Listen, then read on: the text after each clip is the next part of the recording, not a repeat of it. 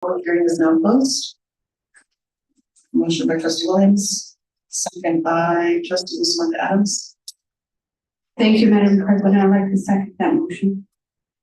Thank you, Trustee Adams. Colleagues, we have a motion by Trustee Williams and second by Trustee Adams. Please cast your vote.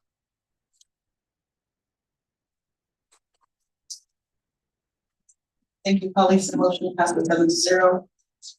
Mr. Hall, we're going to turn it over back to you. Before I do that, I want to let the record reflect this is an action item. So if anybody's going to speak on this item, please submit your yellow card. Apply. Once Mr. Hall begins, we will no longer accept comment cards. Mr. Hall, take it away. The Nevada Revised Statute 288.153 requires that any new extended or modified collective bargaining agreement between a local government employer and an employee organization be approved by the governing body of the local government employer at a public hearing, and the chief executive officer of the local government shall report to the local government the fiscal impact of the agreement. The Board of Trustees of the Clark County School District, or CCSD, approved a negotiated agreement with the Police Officers Association of the Clark County School District, or PO. An agreement has been reached pending approval by the Board of Trustees and the Superintendent of Schools regarding a memorandum of agreement between CCSD and POA regarding the allocation of funds provided through the recently passed Senate Bill 231 or SB 230. POA and CCSD drafted a new memorandum of agreement which memorializes the agreement between the parties. Per the agreement, beginning July 1st, 2024, all police officers represented by POA will receive a cost of living adjustment in the amount of 4.12%, using the funds allocated through SB 231. There are additional costs associated with entering into the memorandum of agreement in the amount of approximately $1,050,000. This amount will be paid through the allocation fund by the state through SB 231. This is the time and place to conduct a public hearing on discussion of and possible action on approval of a new memorandum of agreement between the Clark County School District and the Police Officers Association of the Clark County School District regarding the distribution of funds to school police officers allocated through Senate Bill 230. Thank you, Mr. Hall. There's no discussion by the board at this time. Colleagues want to make a motion. There was a review motion. They don't do here. I don't really know what this is to do. Right. So, Trustee Williams, I was going to make a motion. Thank you, Trustee Williams. I will note the record to reflect this public hearing is now closed. Madam President, at this time I'd like to make a motion to approve item 3.03, the approval of the new memorandum of agreement between Clark County School District and the Police Officers Association of the Clark County School District regarding the distribution of funds allocated through Senate Bill 231. Thank you, Trustee Williams. Trustee Brooks. Thank you, Madam President. I'll second that. That's good clarification. This is contingent upon approval from the IFC or the. That is correct. And that will be hopefully will occur next month. Okay, and then these funds are temporary. If there's not additional funds received in the future, then what happens? That is up to the legislature and the bargaining groups to receive this money to secure that in the future. But as of right now, it is scheduled to sunset as of June 30th, 2025. And police officers, that is contained within the memorandum of agreement and both parties acknowledge it. Thank you. I just wanted to clarify that everyone's being treated equally as far as just Monday sunset. Appreciate it. Thank you for your motion, questions, and motion, Trustee Brooks. Colleagues, we have a motion by Trustee Williams, second by Trustee Brooks. Please cast your vote. Thank you, colleagues. The motion passes 7-0. We're going to now move on to item 3.04. This is an action item. Colleagues, ladies and gentlemen of the audience, if you'd like to speak on this item and not submit a speaker, please do so now. Mr. Hall, I think we can get it started. All right. Nevada revised statute 288.153 requires that any new, extended, or modified collective bargaining agreement between a local government employer and an employee organization be approved by the governing body of the local government employer, and a public hearing is that the chief executive officer of the local government report to the local government the physical impact of the agreement. The tentative agreement has been reached regarding the 2023 through 2025 negotiated agreement between Clark County School District, or CCSD, and the Police Administrators Association of Clark County School District, or PAA.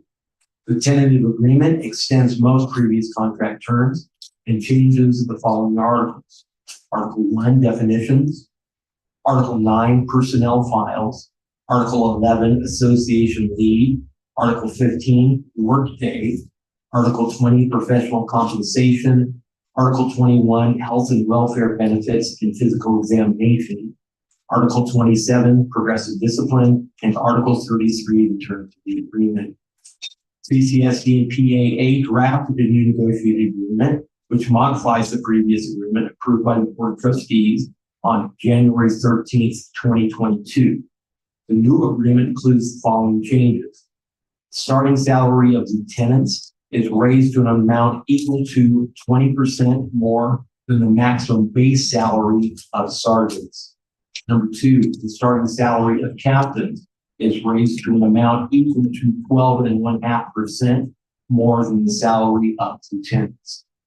The term of the agreement, number 3, the term of the agreement is extended for an additional 2 years till June 30th, 2025. The term of this agreement, other than the increase to salaries in the first year of the negotiated agreement contained in Article 20 of the negotiated agreement, will be effective prospectively from the date of approval and signature. The salaries for the first year of the negotiated agreement contained in Article 20 of the negotiated agreement will be retroactive to July 1st, 2023.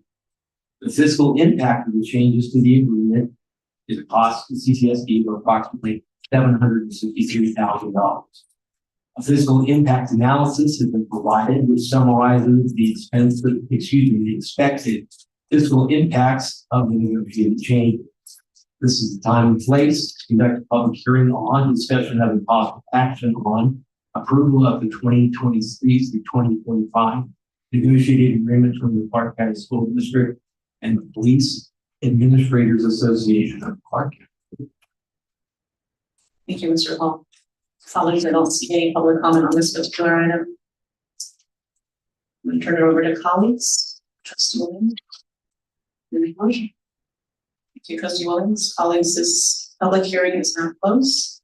Madam President, at this time, I'd like to make a motion to approve item 3.04, the approval of the new negotiated agreement 2023 to 2025 between the Clark County School District and the Police Administrators Association of the Police District. Thank you, Trustee Williams. Trustee Guzman. I'd like to second. Thank you, Trustee Guzman.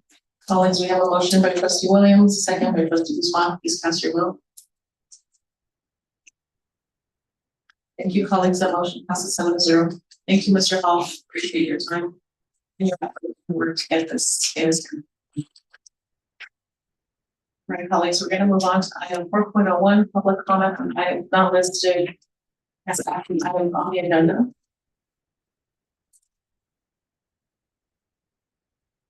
There are members of the audience who would like to provide public comment on this section. I'm not going to be able to speak. Please do so now. Let's begin with the list of individuals who signed up in advance and no longer taking yellow cards. We begin with individuals who signed up in advance. We'll begin with Jeremy Herman, followed by Robert Foster and Ashley Searcy. I also want the record to reflect, colleagues, that we have a couple of members of the audience who are here to speak on Ruth Deskin Elementary School, and this item, Ruth Deskin Elementary School, we have received communication from interim superintendent regarding the work that's being done to address concerns that have been sent. Work that's being done to address concerns been shared to us via email, actually. And Mr. Herman. Welcome. Are you Jeremy? Yeah. Okay, hi, Jeremy. Anyone? Please go ahead. My name is Jeremy Herman. I'm a parent of a third grader at Ruby Deskin Elementary School. I'm the chair of our SOT, been in the SOT for 7 years and heavily involved. We are here because we are still in crisis, and our principal, Jessica Robbins, is the opposite of crisis. I've had kids at Deskin for 8 years, and I was part of the SOT team that helped hire her. We interviewed 3 candidates and we selected her. I thought she was going to be great for our school, and that was taken. She has damaged our school significantly, and we parents here, lots of scared and angry parents here, we're here to try to undo the damage. So this is just a small sampling of the parents who support our efforts. I created a petition. Nevada law says that if 5% of the parents of Deskin kids sign a petition, that we can request an investigation by this board. So I created such a petition, and I stopped collecting signatures at 58. We needed about 27, so I stopped at 58. So I personally started having problems with Ms. Robbins about 6 months ago. Retaliation and an escalation, and I tried to de-escalate constantly, but she kept escalating. My break point happened at our first SOT meeting this year, where I was elected chair, and she violated state law by ending the meeting 9 minutes into the meeting. So then I started talking to other parents, and I realized that the problems that I was having were insignificant compared to the problems that other parents were having, other kids were having in our school. Especially problematic was the stuff that was happening in our special needs classrooms. And there are lots of parents here who have kids in those classrooms.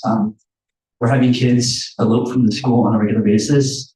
In 1 week, we had 3 kids elope, and 2 of those we caught on video, and one of the parents whose kid eloped is here in the audience, and she's going to speak today too. So our kids are not safe, and then they're being brought back into the school, physically restrained, brought back into school. And I believe CCF 624 form is required to be filled out within 24 hours after such an incident, and they're not being filled out.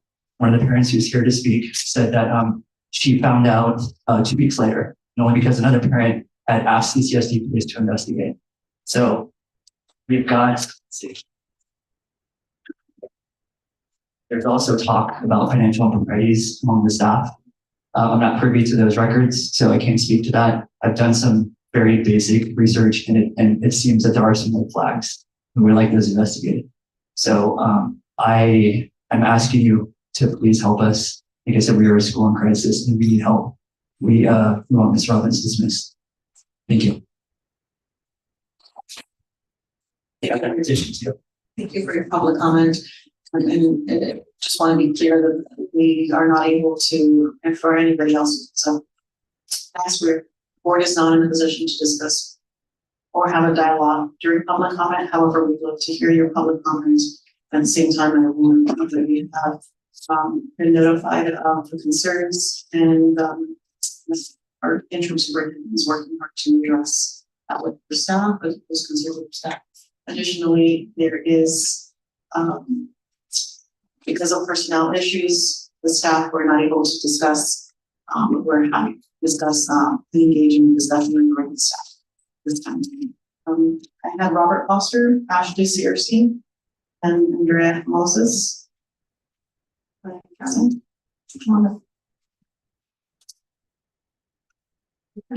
Hi, welcome. My name is Ashley CRC. I am here because I believe that our leadership is failing our students. I have a third grader from Deskin, and I've seen multiple safety issues beyond, what's going on with some of the other parents. During the middle of drop off when school started, I had to put on a construction vest to help move traffic because it was not officially, there was nobody there with cones or anything moving traffic along safely so the kids aren't running back and forth, across the street between cars. It took me standing in my safety belt that, and we have amazing crossing guards. They get our kids only so far. We have Cecil, we have Marita, and then we have Tom. But it took me standing there, and I know our principal saw me do it, And she even said, are you going to stand there and do that? And I said, yeah, somebody has to correct these kids. And so it took me a couple of days. Finally, somebody came up and started putting cones down. It took me doing that for them to actually do something. And the fact that parents had to step in and do this, it's not okay. I don't feel like parents are welcome to do what we used to do with the school. We used to volunteer, a lot more freely and be way more involved. And I feel like we are shut out. And I don't want to leave after the next 2 years, the school and the way it's going. I think it's going to get worse. And we need as much parents involvement in our school as possible. I've seen these kids grow up from, kindergarten. My son used to in 7th grade, and they all live in the neighborhood across the street. So many students. Another thing, safety, is they're working on the playground right now. There have been several incidents, and you included photos of big vehicles, and kids walking around. They got drivers in the vehicle. It's a safety issue. You need to put fences up, but if you have people moving back and forth, you have to plan those things, and you can't see it's out of your control when people are in there doing the work. If there's students there, you need to get more staff out there.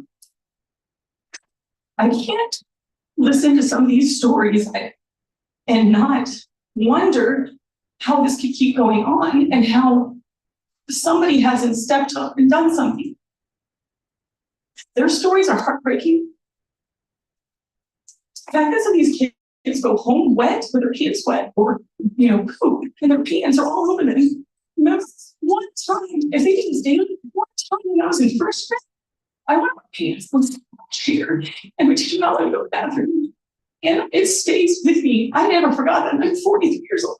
So imagine these kids peeing their pants or having diarrhea and then having to deal with it every day or being so scared to be in the classroom when they're in kindergarten that they're wetting their pants. There's something wrong. You need something easy. Thank you.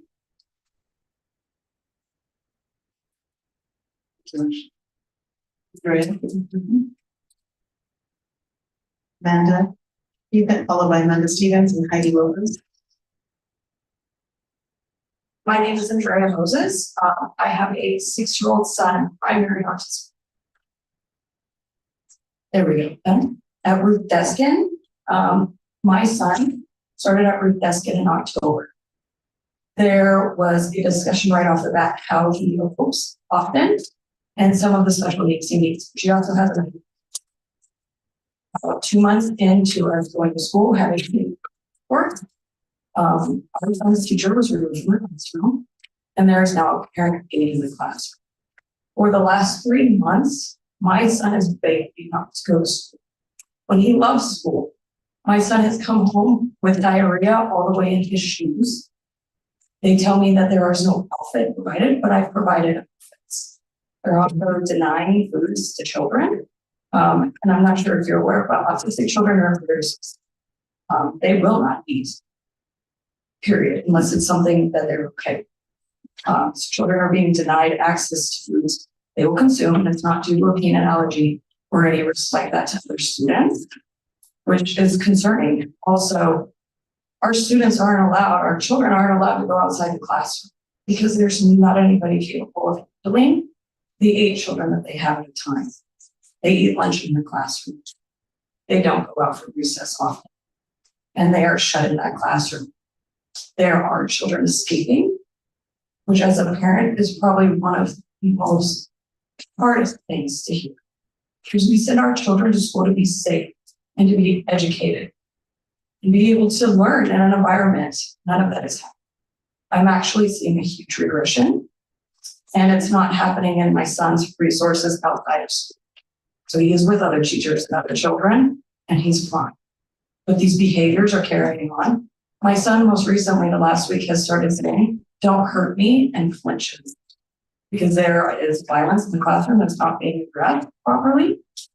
When you go to administration to address it, you are ignored. I have not been able to get into administrators to talk to me for almost a month now. But come Friday, I had my phone blowing up once somehow they found out I was coming to speak. That's concerning to me. It's almost like an episode out of the movie Mean Girls, frankly. I have considered removing my child from the school. It's unfortunate, and I don't want to do that. I think kindergarten is greatly important. especially for these special needs students that are autistic. They need that structure. They need to learn how to be productive in a classroom, an educational environment. And it's clear that is not happening. And we need help. Something needs to happen. Thank you.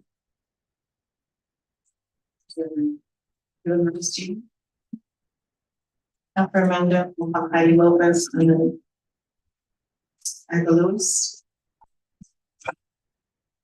My name is Amanda Stevens. I'm a mom of a third grader. I'm also on the Dustin SOT board. I come tonight to ask you and thank you. So please remove Jessica. She is she's not helping our kids. Sorry. Our principal Jessica has made my life and my kids' life miserable this year. My daughter's kindergarten classroom is violent and chaotic. Yelling, hitting, kicking, cutting the scissors, bullying, spitting, hitting teachers. It terrified my little girl. Her fear made her tinkle her panties. I'm being scared. She sat in it all day because she thought she was going to get in trouble, which caused her eczema to break out and her to have rashes in her private areas. The kindergarten. This is kindergarten. It's supposed to be fun. It's supposed to make kids love school. But it made my daughter afraid. When I talked to Ms. Robbins about the problem, she said that I needed to sign my daughter up for behavioral therapy. She needs to learn how to deal with anxiety and stress because life is stressful. Kindergarten is not stressful. That's actually her words to me. Kindergarten should be fun and a safe learning environment. I started to talk to other parents about my problems with Ms. Robin, and I realized lots of other parents had problems with her too. When you ask her a hard question, she doesn't like it, and she bullies you. That's what she did to me and to other parents, and she does everything she can to keep us out of the school. I was in the office 2 weeks ago when I saw a little boy with special needs being dragged back into the school after he escaped. And I'm in the office every day, 3 times a day. Because of my daughter's 504 plan. My daughter is scared to go to school because she's scared that they're going to drag her into school like that. It's been addressed. I've had hundreds of meetings with Jessica and Miss Scarlett Perry. All it is retaliation, and I get punished, guarded from going to the lunchroom to have lunch with my children. My 3rd grader, I asked for 2 years to have him evaluated for dyslexia. And I begged to put him back into kindergarten because of the pandemic kindergarten. He still can't read at a 3rd grade level. And he now has an IEP. I'm asking you, please protect our children and help us get rid of Justin.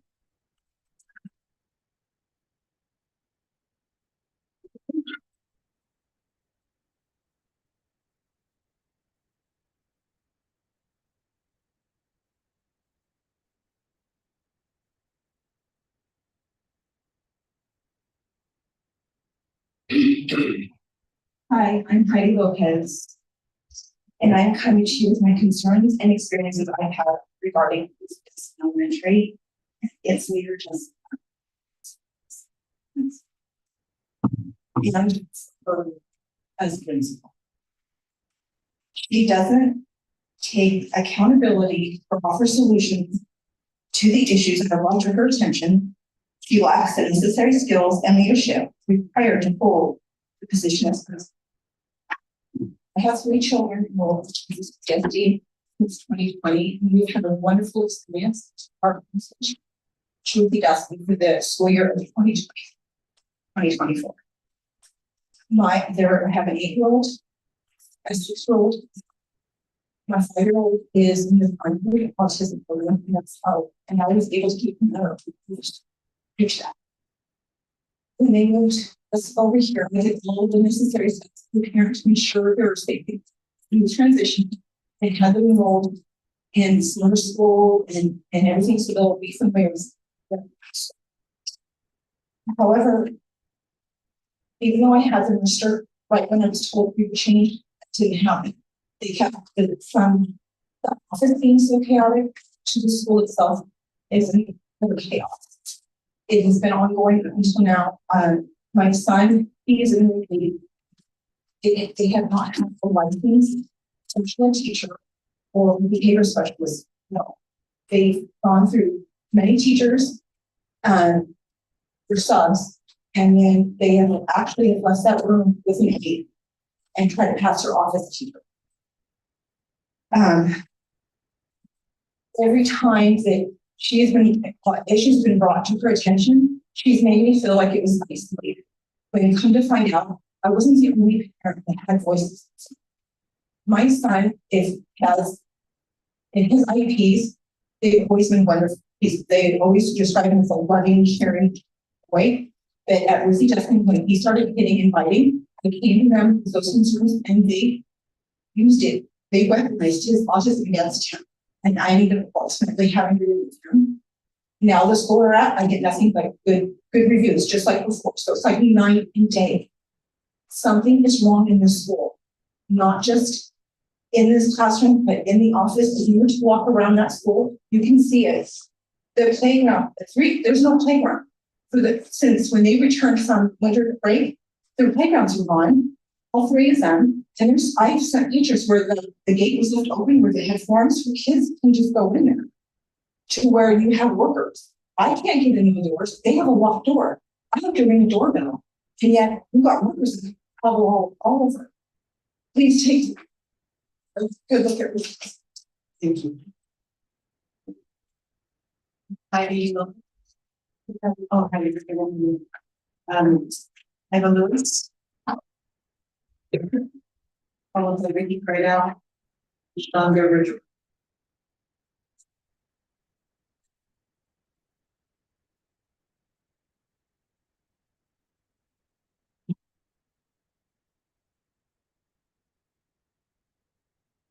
Hi, my name is Eva Lewis.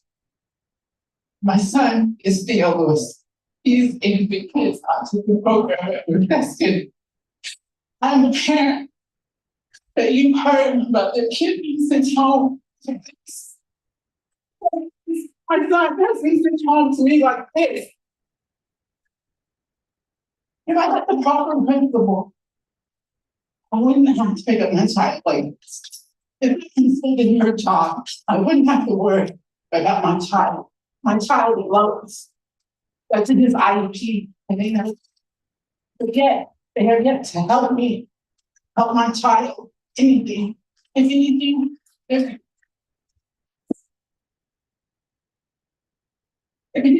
using my son's autism against him, and he did not ask to be born that way. So as his mother, and as his voice, I'm asking you guys to help us. We are in a crisis that we're investing. Ms. Robbins is not doing her job. She is making it a mean girl situation at that school where parents are scared to come out.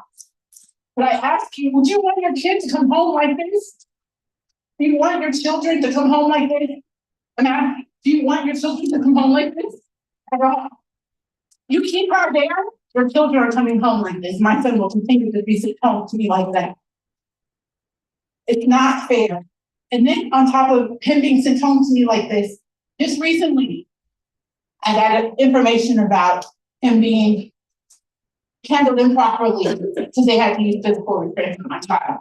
If you have to use physical restraints on a child, you have 24 hours to notify that parent of what is taking place. I was not notified until the 8th.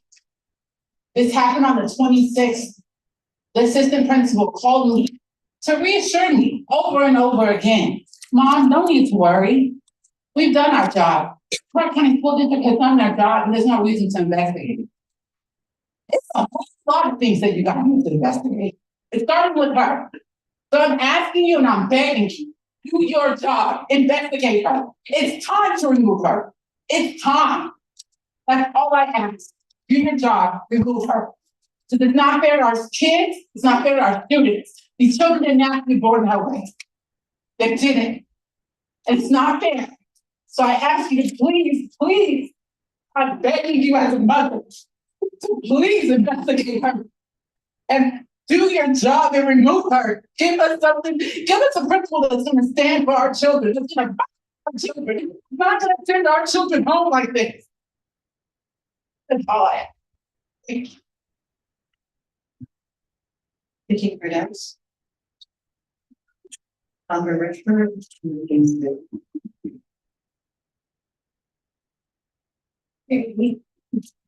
My name is Vicky Cardell for the record. I'm a reading teacher in Clark County and president of any. So I'm here tonight to speak about Teachers Health Trust. Now, I wish that I could say that our health insurance is absolutely unique. I hope that under Mr. Zum's leadership, that everything improves to the point that educators could easily access and afford their healthcare benefits. But when I asked the educators in my Facebook group, they said they were still having issues. Here are their biggest issues. First of all, educators don't know how to determine on their own when something is a true emergency. The doctor tells you to go to the emergency room, later PhD says that, but not an emergency room. Their ER copay, the second copay in the year is $750. There are teachers that are not going to the emergency room because they don't have an extra $750. We still have providers dropping THT. We're going to try to get them what we think this to send the THT so that they have it. Our prescription service or surpass RX is terrible. Many educators that have their medication, including myself, denied, put on the exclusion list. I will need to pay $3,000 per year to get my osteoporosis medication. It's now on the exclusion. And educators are still fighting to get the diabetes medication, the insulin their provider wants them to take because it's being denied. That is a real thing and it is happening and they're not buying. Our benefit year is October to October. Why? Why can't we have our benefit year, the calendar year, January 1st, to make things a lot easier? Educators reported to me that it's still taking some time for doctors to get their claims processed. Mine all got paid, but it does take time, and some providers are saying sending bills to the teachers because it wasn't paid. Having a $7,000 individual deductible or a $15,000 family deductible is a lot. And it's making some of us to get the care that we need. The reality is that THT is still a huge barrier to retaining licensed educators in the district. Educators deserve and expect to have good healthcare benefits when they work here. Even with the changes, many educators do not consider THT to be good healthcare. Some have left because of our health insurance. And even though we have a raise in employer contribution that was negotiated, that will just maintain the current level. It's not going to improve our benefits at all. So if we don't improve our health care benefits, you will not be able to stop more educators from leaving.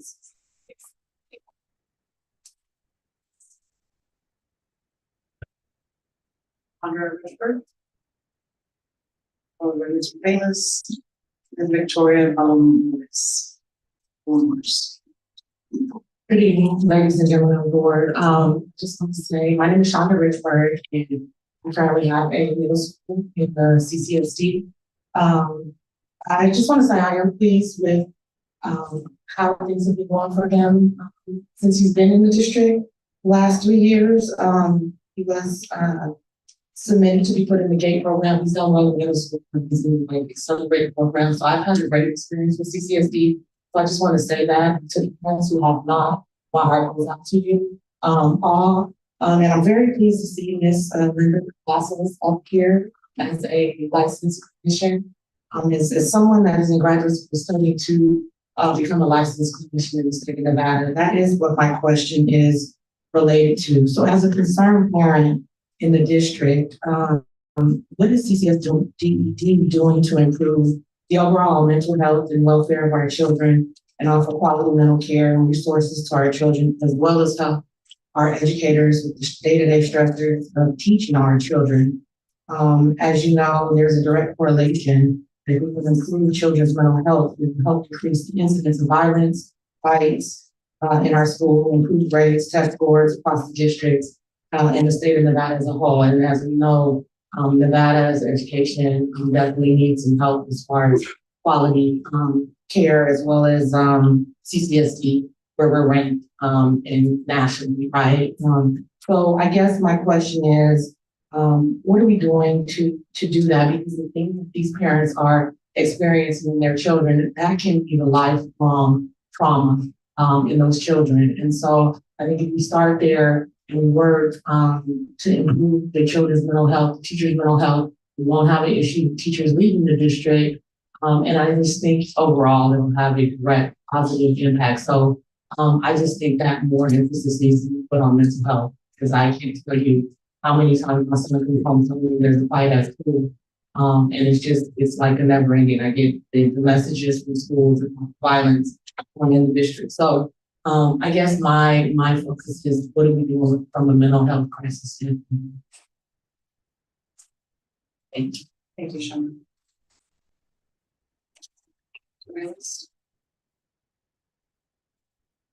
Hello, James Bayless for the record. So first of all, I would like to say a lot of what I was hearing from a lot of people with you regarding the special needs, you would look through my son's file. I don't think that's a one-sided off incident. It seems to be going on a lot of kids, not just in that school. So you might want to actually look into that in general, with the whole special needs department you get. But I do want to say thank you to the business community, and thank you for, I guess you could say, allowing me to borrow one of your trustees to watch my back while I've been dealing with my situation. I am looking forward to dealing with working with the meeting that we're going to be dealing with, and see if we can't figure out solutions to a lot of problems, and see if we can't figure out a solution to a lot of the bigger problems. I'm sure if we put our brains together instead of being enemies, we could actually probably get a lot of things done. See what we can do, work on it. I'd appreciate all you guys. I massively appreciate Ms. Williams. Thank you for always looking out for me. Thank you. Thank you for the business community for allowing her to look out for me. And so anything that's being transpired from the business community world on my end, just point it out to the steering wheel. She's got everything covered. She'll let me know what I need to know. So just let me know what I need to do, and we can get this ball rolling. Thank you so much, guys. You guys are awesome. I guess you could say, sorry for a lot of the hostile feelings. A lot of it wasn't directed towards you. It was directed towards, obviously, a spare wheel we didn't need around. But I apologize if anything came derogatory towards you, women, because it wasn't towards you, women. It was mainly for one person. But I apologize for any mean comments that came out of my mouth in the past. I can't promise it won't happen again. But have a good day. Here's the meetings being.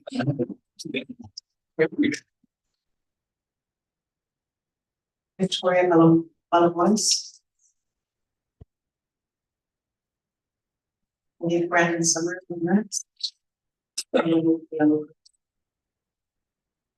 is Victoria Melon-Voice. I have 2 children at Ruth Dustin, and I've had numerous,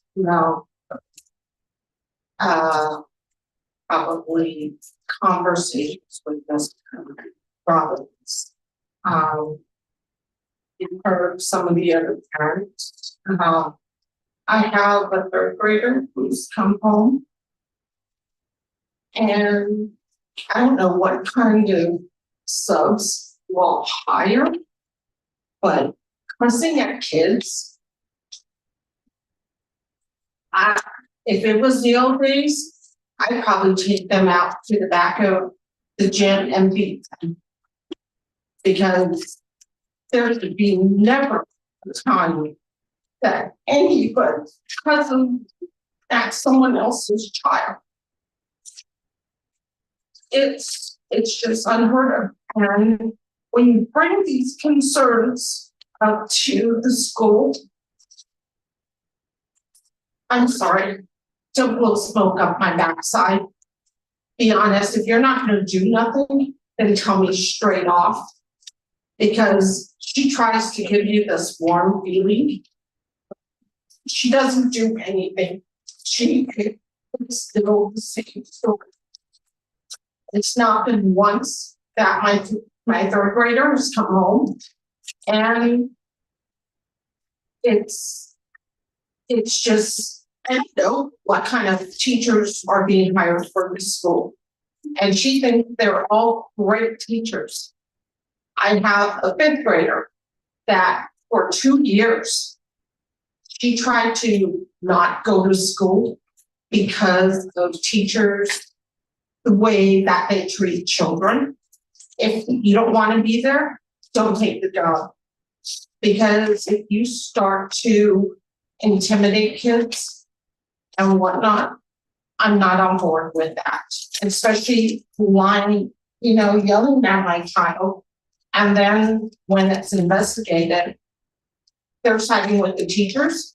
You're going to tell me that my child lied to you, that someone was up in their face yelling at them for something they did not do? There is no investigation that's done. It's just swept under the carpets.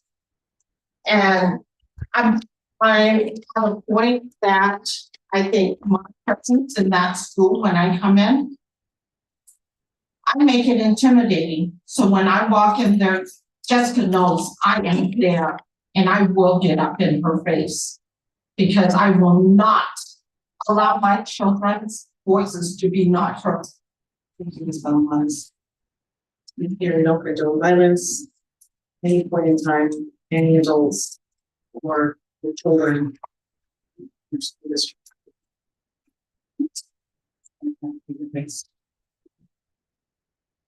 Have an expectation. Individuals on the yellow cards, Brian Allen, Brandon Connor, his burn. By your needs. That's all. Thank you. And followed by Brian Allen and Jesse Henderson. All right, good evening, distinguished trustees, and happy Pi Day. My name is Brandon Summers. I'm a substitute teacher with CCSD, and there are several issues that I'd like to address. But I'd like to start with licensed teacher vacancies and scrub pay. We should all be aware that a teacher shortage is a crisis, and one that should be taken very seriously. And I'm troubled that there doesn't seem to be a sense of urgency to address it. I have seldom seen critical staffing shortage on the board meeting agenda, and I don't see why it's unreasonable for an update to appear on every agenda. How can this district be short more than 1,200 teachers? The leadership not treat this as an emergency. That's thousands of students without a licensed teacher in front of them for part or all of the day. That's learning loss for a great number of students. That's large class sizes and overworked teachers. This is a tragedy, great proportion. We should not continue to do business as usual. Similar to the teacher shortage is a substitute teacher shortage. And I can assure you that it will get worse with stagnant pay and no benefits. I filed a public records request last year, and the daily fill rate is around 60%. This dismal rate means that often classes are combined. Classes go to the gym or lunchroom and do nothing, or teachers are voluntold to sell their prep period to cover, which is less time for teachers and to actually do their lesson planning and have work-life balance. In September 2023, Subservices made a decision to pay a handful of subs a daily rate in excess of $200 at several high vacancy school sites. This was a smart move, but it won't be enough in the long run. Both the floor and the ceiling of sub pay needs to rise to keep up with inflation and rising rents, especially for long-term vacancy subs. It's not like CCSD doesn't have the money to do better. So please just do better. CCSD saves millions of dollars using vacancy and long-term subs in lieu of licensed teachers. And those very vacancy subs are not being paid now during spring break, despite having all the responsibilities of licensed teachers. Finally, let's talk about CCSD's response to COVID 2020. It's been 4 years since CCSD schools were closed and students abruptly migrated to online education. On March 5th, 2020, an email went out to all staff with recommendations saying that washing hands constantly is the best way to keep people healthy. A week later, CCSD suspended athletics, extracurricular activities, assemblies, and instructed employees to wash hands often with soap or use alcohol-based hand sanitizer if soap and water were not available. Then we received a message from Dr. Jesus Jar saying that the safety of our students, staff, and community continue to remain a top priority. We are opening schools as normally scheduled this coming Monday, March 16th. Then on Sunday, March 15th, 2020, schools and many businesses were shut down indefinitely by Governor Sisolak. It is impossible for us to see the magnitude of the devastation of COVID-19, but it is fair to say that CCSD was not ready and haven't done anything to get ready as populations across the globe were being impacted by a deadly virus. Thank you.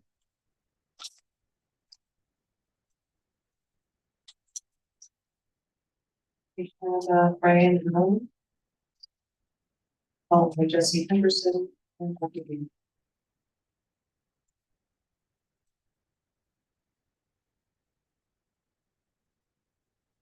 Good evening, distinguished members of the board. My name is Brian Allen, Technician 3 with User Support Division here at CCSD. Thank you for allowing me to speak to you all about a very concerning turn of events, User Support Services Division. On February 26th, many of us were officially informed that a significant amount of personnel would be served in the User Support Division. The majority of those technicians being surplus provide direct support to the school. With over 2,000 pieces of information technology equipment in each school, burden on the school-based technician is a very great one. Although we do have some very competent technicians in our ranks, the tasks that they are required to complete on a daily basis can be overwhelming for only one person. That is where our support team makes the largest difference. With our expertise and ability to go into schools and directly assist them to complete those duties, from initial training of all site-based technicians who are new to the district, to the 4-day boot camps, to the 8-week mentoring programs, on-site training programs, our support has been vital to the success of all of the technology deployed to our many schools. Another key aspect of our job is the troubleshooting of problem areas and the expertise we bring to the table to resolve it. Whether it's a major issue like password resets due to the system breaches, or updated Blue Bear systems and installing Identikit systems, we are always there to make sure that they are completed in a timely and efficient manner. In speaking with many school principals and other administrators, they all give us their heartfelt thanks, usually followed by the phrases, "Without you guys, I don't know how we would have gotten this done," or "that issue resolved," or "my teachers and staff trained," and too many more to list. In this school year alone, we have directly supported over 300 schools, some of them more than a few times. We have completed more than 100 large projects and resolved more than our fair share of short-term timeline and extremely complicated technical issues. Trained more than 50 new SBTs and provided more than 30 schools with vacancy support when the school had no other technician to support them. To put it directly, cutting our department will be a direct impact to the schools, especially those that need them the most. By downsizing the support division, the short-term and long-term issues it will cause far outweighs any perceived cost savings. I know that there has been a plan proposed to those who are making the disastrous decisions to surplus our job. Unfortunately, they dismissed it out of hand, stating that the money would be used for Chromebooks and software. My question is, with the millions of dollars spent on technology in the last few years, how can there be a justification to use the funds strictly for Chromebooks and software when you need personnel to run and maintain those systems? Why is there a need to purchase thousands of them? Thank you, Brian. Thank you. Jesse Henderson. Mr. Henderson, we'll hear from Dr. Vimo and then Keith Roberts. Good evening. I'll keep brief. I also work with our support services. The grant was provided to help safely reopen schools and address the impact the pandemic had on students. New classroom technology was one of the ways. One of the stated guiding principles was plan for sustainability. It's always indicated until recently for the principle we follow. Significant number of positions are being cut from user support services. Many people are losing their jobs. These cuts were never part of the plan. The plan was recently changed to the detriment of students and educators. This will directly harm our ability to support the technology that is so critical to student learning. Instead of keeping highly skilled staff with decades of collective experience to support all the technology in classrooms, we are buying Chromebooks we don't need. We have all our more Chromebooks than we need already, and we will for a year to come. Tens of millions of dollars worth are already sitting in files unused, and the budget calls to buy tens of millions of dollars worth of form while cutting staff. A tiny shift would save every position being cut, and I really can't overstate. We really don't need more of these devices. It's government waste. I encourage you all to consider the value provided by a trained professional helping a student or educator versus the value provided by an unused piece of technology sitting in a closet. There's money available in the budget. Sessions can be easily saved without any additional funds. Please let youth support services continue to help teachers teach students learn. Thank you. Dr. Beaton? I want to keep for this one. It's going to be under rule. Good evening, Tiffany Beagle for the record. Sorry. Teachers Health Trust is toxic. For our two-teacher, no children insurance, they required we meet the family deductible last year. That makes no sense at all. We should have each had single deductible, period. My husband doesn't even use the insurance because they won't cover any of his VA needs. My doctor had to convince the prior authorization people that my hysterectomy was not elective surgery. My doctor, who, went to med school, had to convince a desk jockey insurance person that I needed surgery. A surgery that cost me thousands of dollars because I had to meet the family deductible. I've had multiple primary care doctors since the great bailout of not paying bills, and just found out recently that my most recent doctor left Teachers Health Trust, so I get to start all over again with a new doctor tomorrow. Do you know how difficult it is to constantly start over with primary care doctors? Now, I just found out this afternoon that the new migraine medication my neurologist wants me to try to get me off of the harmful meds I've been on since I was 16 were denied by my fantastic insurance. Our prior authorization for meds go to Canada, so I can't even get a Y in a timely manner because they're on a different time zone in a different country. If you look at the CCSD teacher Facebook group, teachers actually don't know what constitutes an emergency, when they're allowed to go to urgent care, when they're allowed to go to the ER, when can they seek help? Nobody knows what they're doing, nobody knows why, and when they do it wrong, they get a ridiculous bill for thousands of dollars months later because it wasn't really an emergency. When is enough enough? Seriously, I get it, but throwing good money after bad is stupid and we need to stop. I also feel it's important to talk about social studies tier 1 materials, specifically for world history. The pacing guide, curriculum, and unit plans are not great. The pacing guide does not line up with all the tier 1 materials you've purchased and spent so much money on from Cengage, and teaching thematically is harmful.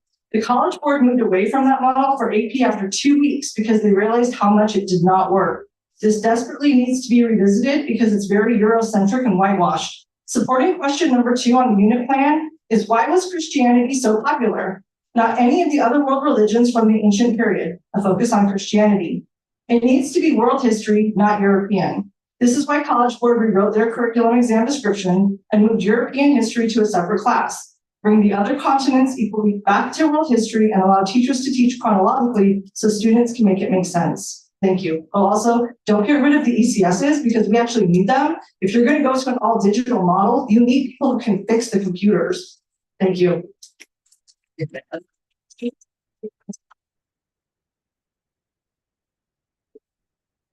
Underwood, and then Edwards will go.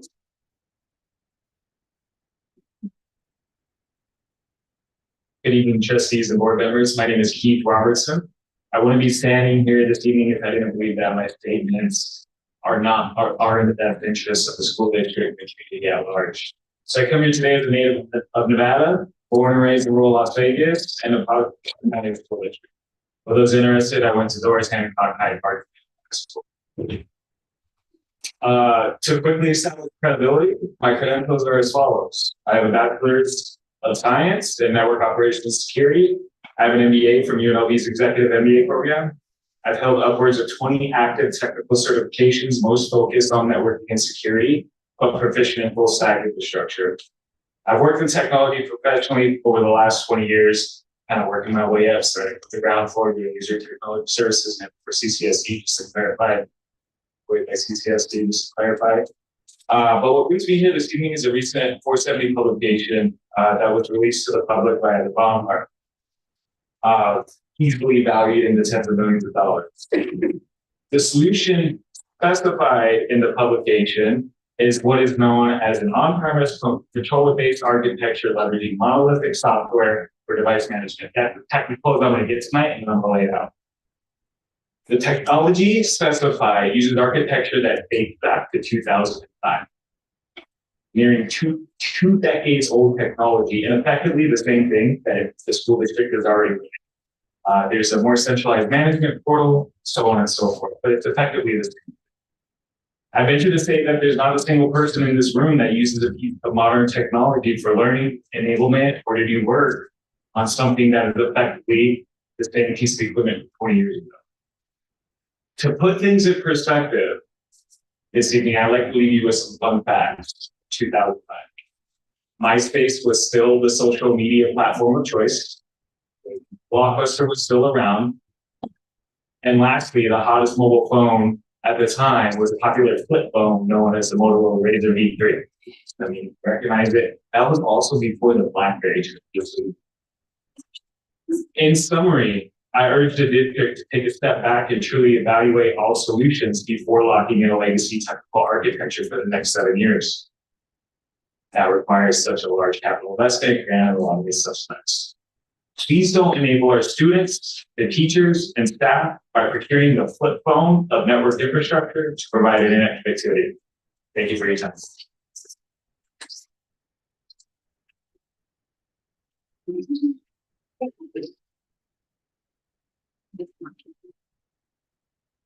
Underwood, welcome.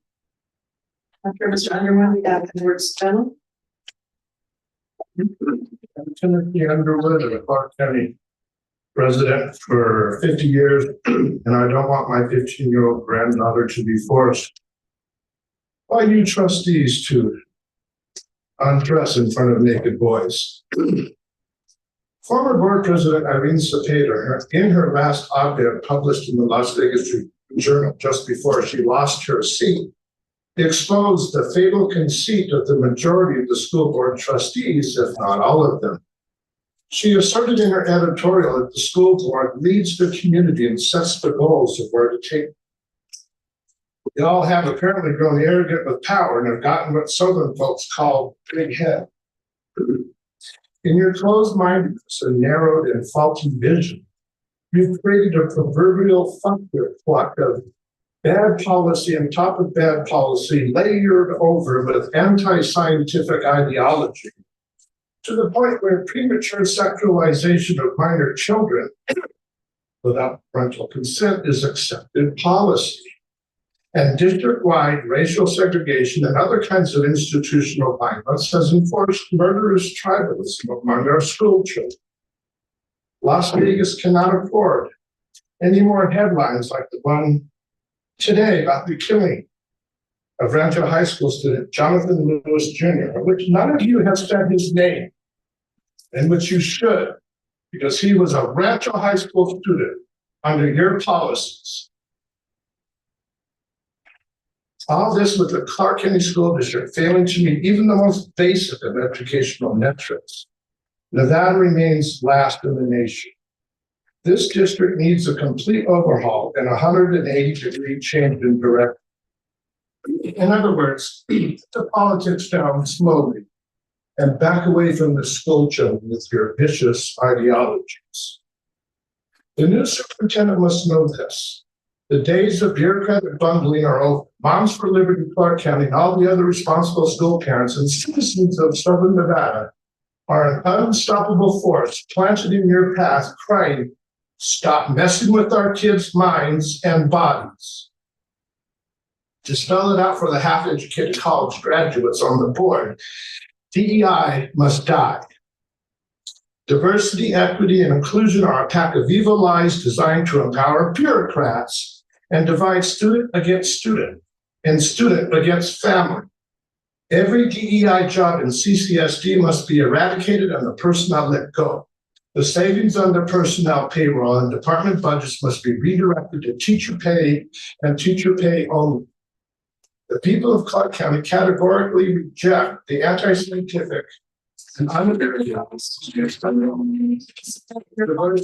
Running Board Sotelo, are you present? Thank you, Ellen.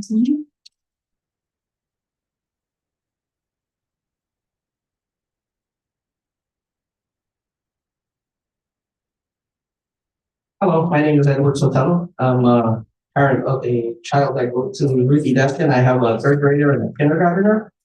My daughter attended preschool and loved going to school there. Now that she's in kindergarten, she cries every day before going to school because she witnesses students disrupting the class, students spitting at teachers, stabbing other students with pencils, screaming profanities at the teachers. She was terrified to go to class. When we asked Ms. Robbins for support in removing disruptive students, her response was, "We need more data on the child before we can make any decisions." That means, instead of removing the disruptive child, my child would move to 3 different teachers and had to adapt to a new environment every single time. I believe consistency in the learning environment is key to a proper education. After we had meetings with Ms. Robbins concerning all of our issues, with our children, as retaliation, Ms. Robbins violated my wife's disability and removed the chair from the lobby so that she could not sit down when she was going during the lunchtime to do wellness checks on our children. All that we're asking is that you protect our children from this principal and from this environment. Thank you.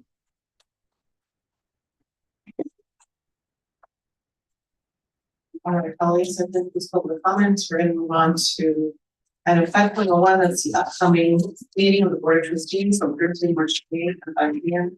here in the boardroom. Looking to move the adjournment. Trustee Williams.